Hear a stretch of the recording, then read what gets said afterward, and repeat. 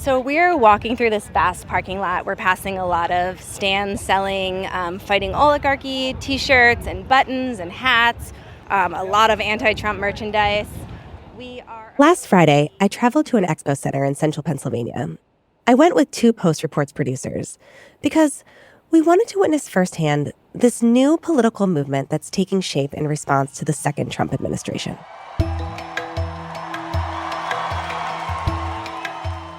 Talk to other people. Talk to your Republican friends. They don't think that billionaires should get tax breaks. They don't think that Musk should be destroying Social Security. So let us stand together. Let us defeat oligarchy. Let us defeat authoritarianism and create a government and economy that works for all of us, not just the few. You might recognize that voice. That's Vermont Senator Bernie Sanders. He, along with New York Representative Alexandria Ocasio-Cortez, have been leading these Fighting Oligarchy rallies all over the country. They've drawn massive crowds. In some places, I'm talking like tens of thousands of people. That kind of energy is usually reserved for presidential campaigns. But right now, these rallies, they're creating an outlet for Democrats and Democratic-leaning independents to channel their frustrations. They're furious at President Donald Trump, but they're also disillusioned with the Democratic Party. I mean, if you could describe the Democratic Party in one word, how would you describe it right now? Cowards. You feel like they're just not doing enough to stand up to Yeah, I feel like they've abandoned the people. We heard this over and over again. Weak. Right now, weak. Too quiet. We wish they would attack President Trump. We wish they would go after him. In one word, oh my God. SOS. These Democrats are desperately seeking a political lifeline to get them through the next 4 years. From the newsroom of The Washington Post, this is Post Reports. I'm Colby Ickowitz. It's Monday, May 5th. Today, inside one stop on the Fighting Oligarchy tour and what it can tell us about the modern anti-Trump movement. Hello. Colby Ickowitz. Forgive me for not standing. Then, we'll bring you our interview with Senator Sanders himself. We'll hear about his plan for winning back the working-class voters who have abandoned the Democratic Party. The fundamental problem in this country is that you got many millions of people who look to Washington, D.C., and they see nobody fighting for their interests. And you got Trump coming along, trying to divide us up, and people fall for that.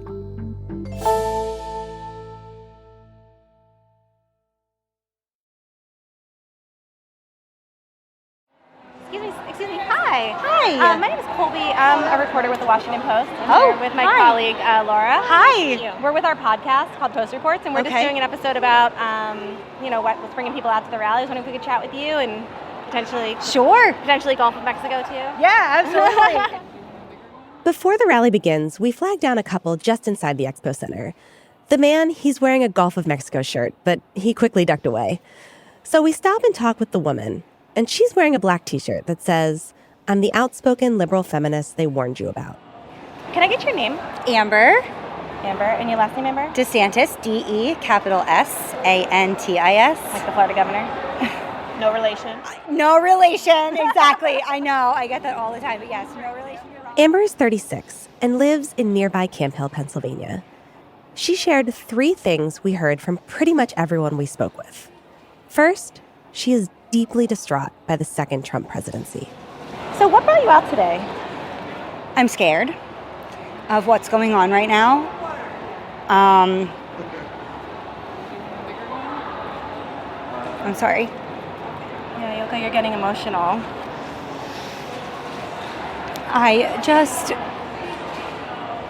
I'm disappointed in our country.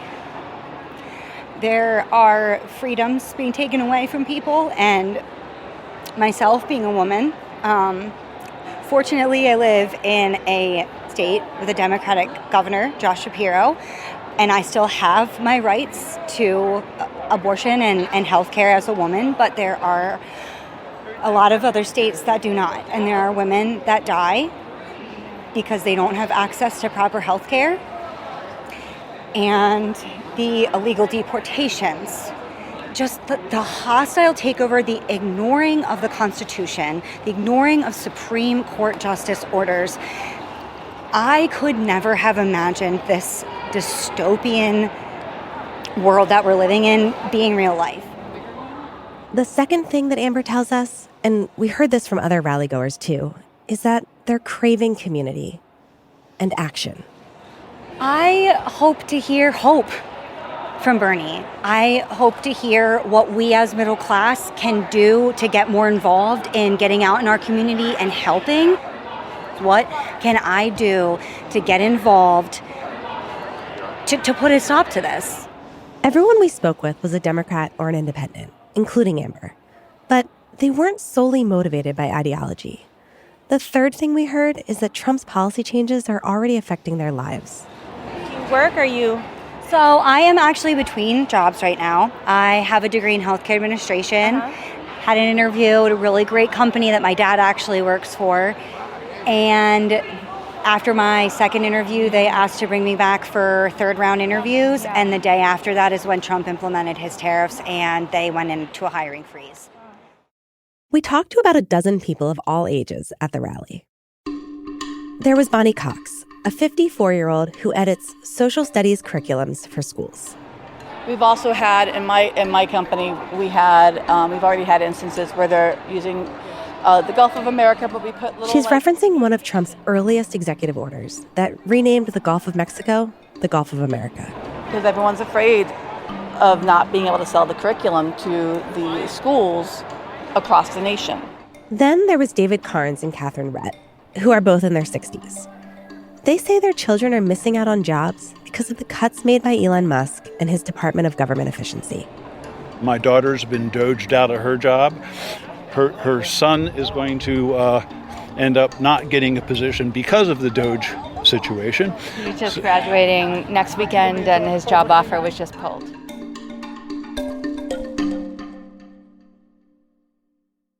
With all this angst, people are wondering what to do and who to follow. It's an open question who will lead the Democratic Party in their fight against a second Trump administration. Sanders, an independent, ran for the Democratic presidential nomination twice and lost twice. At 83 years old, he's not seen as a likely White House contender again, but he's created a durable political movement. Now he has to show that it can deliver results. Excuse me, is that a Teamster logo? Yeah. Are you a Teamster? Yeah. Scott Diener Jr. is 40 years old. He's an independent from nearby Mechanicsburg. He works for a trucking company and is a member of the Teamsters Union. He said he's seen Sanders' rally videos online, but wasn't totally sold yet.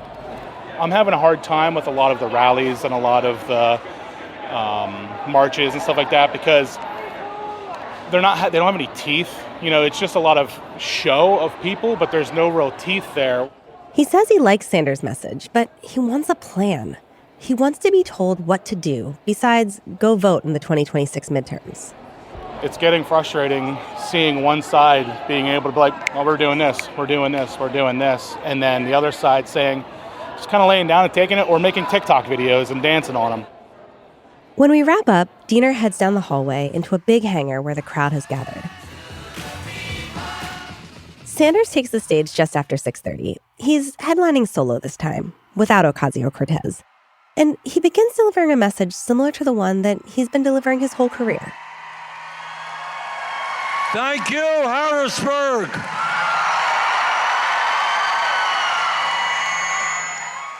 What a fantastic turnout. Thank you all very much for being here. He calls for policies like stronger labor protections, universal health care, and free public college.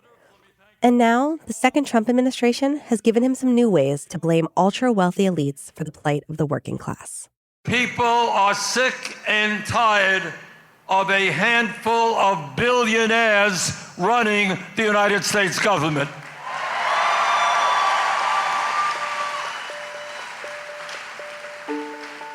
And I want you to think about it for a moment. Think about the richest man on earth, Mr. Musk. Worth $300-400 billion, running all over Washington, D.C., dismantling the Social Security Administration so it's harder for older disabled people to get the benefits. After the break, we hear from Sanders himself about how he plans to translate the energy he's building into action. We'll be right back.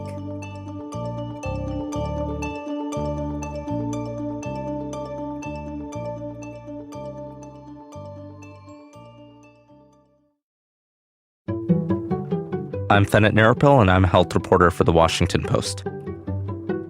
My job is to cover public health, and that means I'm writing about infectious disease threats like COVID, Mpox, and bird flu, and I'm also holding the federal government and state government officials accountable for how they respond to these disease threats. So when we write about public health issues, we want to serve our readers by going deep into the science and by making sure that what they're reading is authoritative information that's been vetted by experts and written by people who've covered these issues for years. We want to empower people to live their best lives and to protect themselves and their loved ones. And that's what subscriber-supported work does, is that it gives me the time and resources to really spend on a story. When you subscribe to The Washington Post, you support this kind of journalism and the people behind it. I'm Fennett Narapil, and I'm one of the people behind the Post.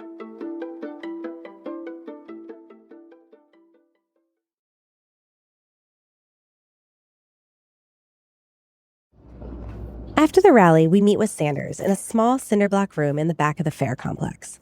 The first thing he does is tuck in his shirt. My wife doesn't care what I say, but she worries about how I look. All right, great. So, Senator, we talked to a lot of attendees before the rally. We asked them what they wanted to hear from you. And they said they wanted something actionable, something they can do. They feel desperate in this moment. What are all these rallies building towards? Short term, to make sure that Republicans are not successful in passing this disastrous reconciliation bill. And I talked about that tonight. It's Trump's big, beautiful bill. And what this big, beautiful bill will do is cut over $800 billion in Medicaid, cut nutrition programs for hungry kids, and cut educational programs. As you know, the Republicans have a 3 or 4 vote margin in the House. We turn around 2 or 3 members of Congress, Republicans. He can't pass that bill. Yeah. And at a time when so many people are hurting in terms of not being able to afford health care, the idea of $800 billion cuts in Medicaid to give tax breaks for billionaires is absolutely outrageous. And we are doing our best to make sure that this particular Congressman, Mr. Perry, does not vote for that legislation. Longer term, not that long, we want to make sure that Republicans do not retain control of the U.S. House. That is achievable. If we do that, we can go a long way to stymie Trump's horrendous agenda. Longer term than that, what we are doing right now is we have organizers around the country who are building grassroots organizations to help candidates run for office as progressives, either as Democrats or as independents, on an agenda that speaks to the needs of the working class. We need a political revolution in this country. The Republican Party has become right-wing extremists. The Democratic Party is far too much controlled by billionaires and the consultant class, and have turned their backs in many ways on the needs of the working class. So we need a movement of working people to stand up and fight for a government and an economy that works for workers, not just the 1%. Senator, no one would deny that you created a massive political revolution back in 2016 that has continued for years. And yet, in this last election, it feels like people voted against that. They voted for less government instead of more government. No, I don't see it You that don't way. see it that way? Okay. No. I see it, I think, in all due respect to Trump, it wasn't his brilliant ideas of tax breaks for billionaires and cuts to Medicaid or his denial of the reality of climate change that won him the election. I think there is profound disgust with the American political system right now.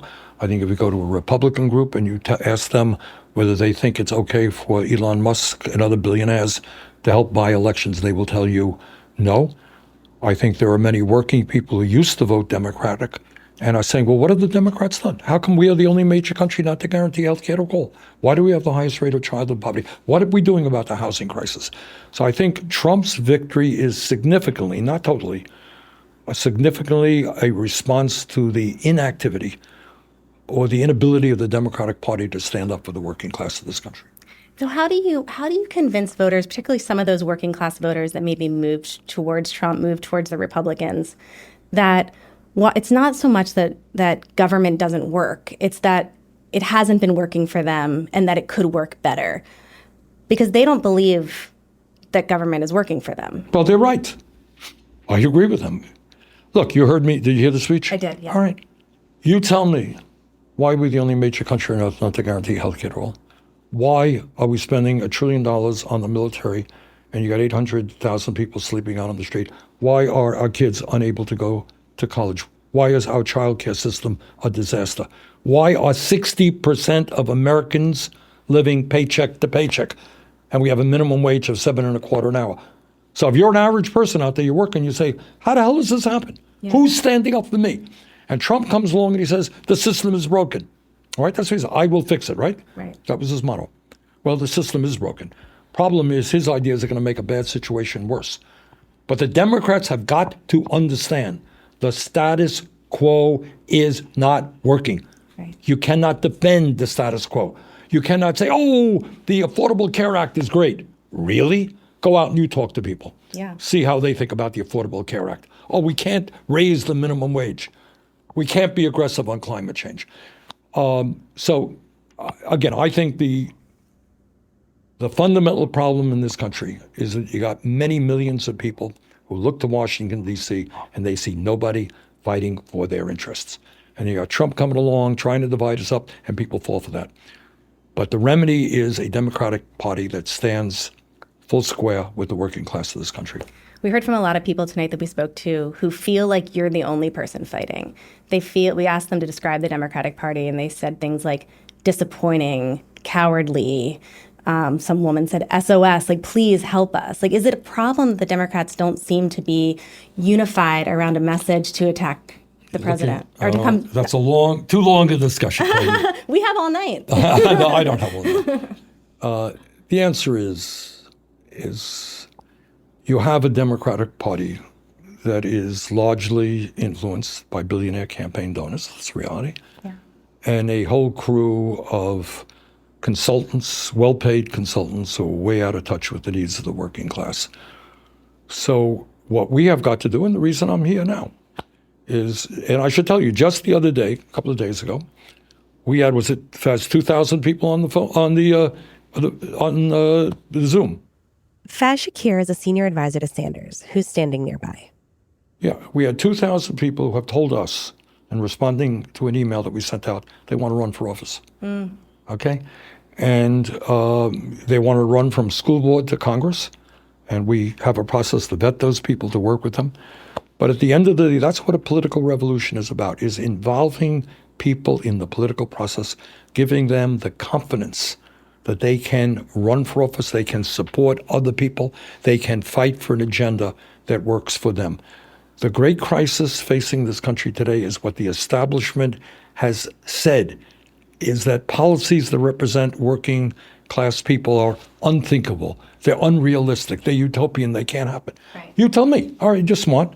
Why are we the only country on earth not to guarantee health care to all people? I live 50 miles away from the Canadian border. Is it impossible? Why? Who's talking about it? All right. They say it's expensive. I'm interviewing you. You get around, who in the Democratic Party is talking about doing what every other major country on earth does in terms of health care? Anybody? Medicare for all? Yeah. Your traveling companion, Representative Alexandria Ocasio-Cortez. But So you asked me why people are giving up. Yeah. Why are Alexandria and I the only people talking about it? Yeah. When every other country does it. So why aren't Democrats talking? Like, it seems like you're the reporter. You're asking me, why don't you ask that to Mr. Schumer? Yeah. They see it as a political third rail issue. They see it as something that they can't. Guaranteeing health care to all people is a third political rail, right? No. Try again. Yeah. What's the real answer? I imagine that you would say it's because they're beholden to insurance companies and... Do you know what kind of war the insurance companies, the drug companies would wage against Medicare for all? How much money there? All right. You have a situation in almost every speech that I give. I talk about what I feel very strongly about, the horrific war that Israel and Netanyahu are waging against the very poor people in Gaza. 50,000 dead, 112,000 wounded, entire infrastructure destroyed. Israel had a right to defend itself. They didn't have a right to destroy the Palestinian people. How many people talk about that issue? Now, do you know what polls show? A strong majority of the American people think we should not be giving more military aid to Netanyahu. I got 15 votes. Yeah. Why? All right, a lot of this stuff, in fact, comes back to money and politics. Sure. Okay, and that's the simple reality. Yeah, and if there's not more Bernie Sanders and AOCs, what happens? There are more Bernie Sanderses and AOCs than there are out there right now. And that's our job, is to bring forth that leadership. So you got to get them to run for office. It's only run for office. Get them to stand up. My God, there's so many great people all over this country. I've had the privilege of meeting them in every state in America. And we got to get them to have the confidence to stand up, to run for office, to get involved in the trade union movement. One of the nice things we're seeing is a revitalization. But there were a lot of people in unions that voted for Trump. Yep, they did. But that gets you back to the question you asked for. Right. So I don't want to give you the same answer I gave you. That's fair. All right, one more, we're out of here. How do you convince those people, those working class voters, that the vilification of some of your ideas as socialism, that it would end our America as we know it? Like, how do you convince those people, again, that voted for Trump, that believe that Medicare for all is bad for this country, even if they want better health care? How do you convince them? Is there a way to reach those look, voters? I mean, one of the problems we're dealing with also is, and that's a whole other long story, is media. And, the power of, I mentioned that today, I went out of my way to mention it, that you have the Redstone family. You're familiar with that, owning Paramount? Yeah. Trying to sell it to, who are they selling it to? Sky, what's that name? Anyone remember? It's Skydance, though none of us could remember that at the time. Sanders is bringing this up because Paramount Global owns news outlets like CBS. Anyhow, I mean, hey, why don't we talk about the Washington Post? All right, the power of the billionaire class. How's your editorial board doing lately? Do you have one anymore? Well, luckily the news side is still protected, but no, I understand that. Right, so you're asking me, and I'm talking about money and politics, and you work for a paper where your second wealthiest guy in the country said, we're not going to allow the editorial board to endorse Harris. And in fact, we're getting rid of the editorial board. We're going to become more conservative.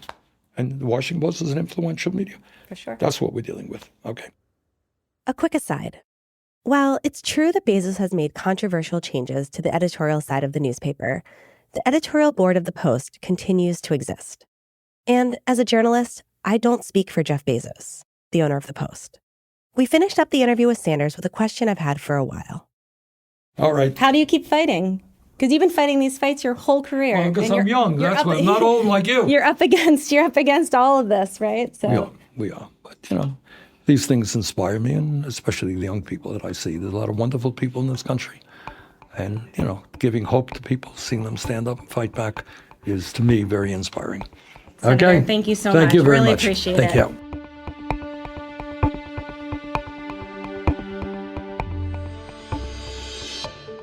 That was Senator Bernie Sanders, an independent from Vermont. You also heard interviews from rally-goers Elizabeth Hayes, Diana and Michaela Kulba, Bonnie Cox, Catherine Rett, David Carnes, Scott Diener Jr., and Amber DeSantis. That's it for Post Reports. Thanks for listening. This episode was produced by Laura Benshoff with help from Emma Talkoff. It was edited by Rena Flores and mixed by Sean Carter. Thanks to Jorge Ribas and Sean Sullivan. I'm Colby Ekowitz. We'll be back tomorrow with more stories from the Washington Post.